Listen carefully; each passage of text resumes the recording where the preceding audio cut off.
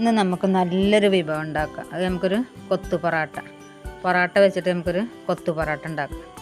അത് നമുക്ക് നല്ല കട്ടൻ ചായക്കൊക്കെ ഒപ്പം കഴിക്കാൻ നല്ലൊരു ടേസ്റ്റാണ് ഈ കൊത്തു പൊറാട്ട. അപ്പോൾ എല്ലാവരും ഇതൊന്ന് ട്രൈ ചെയ്ത് നോക്കി വെക്കുക, സ്കിപ്പ് ചെയ്യാതെ കാണുക.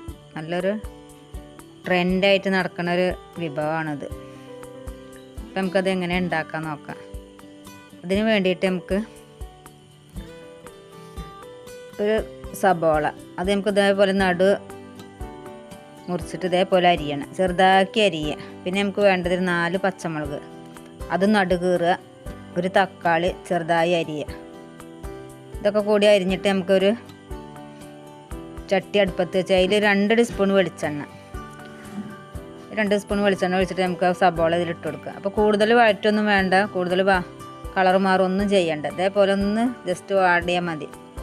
നമുക്കതിൽക്കൊരു കുറച്ച് വേപ്പിൻ്റെ ഇല അതും അതിൽക്ക് ഇട്ട് കൊടുത്തിട്ട് തക്കാളിയും പച്ചമുളകും അതും അതിൽക്ക് ഇട്ട് കൊടുക്കുക. കുറച്ച് ഉപ്പ്, പാകത്തിന് ഉപ്പും കൂടി ഇട്ട് കൊടുക്കണം. കൂടുതൽ ഇത് വഴറ്റി സമയം കളയൊന്നും വേണ്ട, പെട്ടെന്നാവും നമുക്കിത്. അപ്പം ഞാൻ എന്തായാലും 2-3 പൊറാട്ട വാങ്ങിയിട്ട് നമുക്ക് ഇതേപോലെ ഒന്ന് ചെയ്ത് നോക്കുക. നമുക്ക് ആ പൊറാട്ട ചെറുതായി അരിയുക, ചെറിയ കഷ്ണങ്ങളാക്കിയിട്ട് അരിയുക.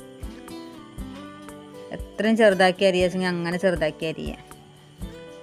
നമ്മൾ പൊറാട്ട ഇതേപോലെ നമ്മളിതെല്ലാം ഇതേപോലെ കഷ്ണങ്ങളാക്കിയിട്ടുണ്ട്. ഇനി നമുക്ക് അതിലേക്ക് ആ സബോളയും തക്കാളിയും പച്ചമുളകും കൂടി വാട്ടിയതിലേക്ക് ഇട്ട് കൊടുക്കുക. അപ്പോൾ ഉപ്പിടുമ്പോൾ നമുക്ക് ഈ സബോളയിലേക്കുള്ള ഉപ്പ് തന്നെ ഇട്ടാൽ മതി. നമുക്ക് പൊറാട്ടയിലേക്കും കറിയിലേക്കും ഉപ്പുള്ളതാണ്.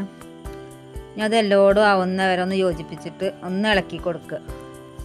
നല്ലോണം ഒന്ന് ഇളക്കി കൊടുത്ത് ഒന്ന് ചൂടായാൽ നമുക്കത് ആ നടുവൊന്ന് മാറ്റി വെച്ചിട്ട് തുള്ളി വെളിച്ചെണ്ണ ഒഴിക്കുക. കുറച്ച് വെളിച്ചെണ്ണ ഒഴിച്ചിട്ട് 2 കോഴിമുട്ടയിൽ ഒഴിക്കുക. അപ്പോൾ ഈ കോഴിമുട്ടയിലേക്കുള്ള ഉപ്പ് നമുക്ക് ആ കോഴിമുട്ടയിൽ ഇട്ട് കൊടുക്കുക.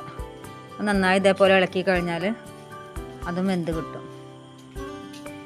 പിന്നെ നമുക്ക് അതിലേക്ക് വേണ്ടത് ബീഫ് വെച്ചിട്ടാണ് ചെയ്യുന്നത്. അപ്പോൾ ചിക്കനാണ് നിങ്ങളുടെ കയ്യിലുള്ള വെച്ചെങ്കിൽ ചിക്കനും വെച്ച് ചെയ്യുക, ബീഫ് വെച്ചിട്ടും ചെയ്യുക. ഏതാണെങ്കിലും നമുക്ക് ഇതേപോലെ ഒരു കൊത്തു പൊറാട്ട ഉണ്ടാക്കിയെടുക്കുക.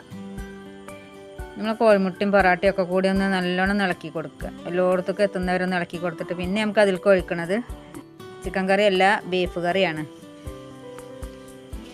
ചിക്കൻ നിങ്ങളുടെ കയ്യിലുണ്ടെങ്കിൽ ചിക്കൻ വെച്ചിട്ടും ചെയ്യാട്ടോ.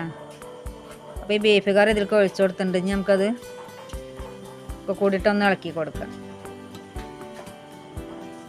അപ്പോൾ ഈ ബീഫ് കറി നമ്മൾ വെച്ചേരുന്നതാണ്, അത് നമുക്ക് ഇതിലേക്ക് ഒഴിച്ചു കൊടുത്തിട്ടുണ്ട്. ഇനി അതും നന്നായി ഇളക്കി കൊടുക്കുക.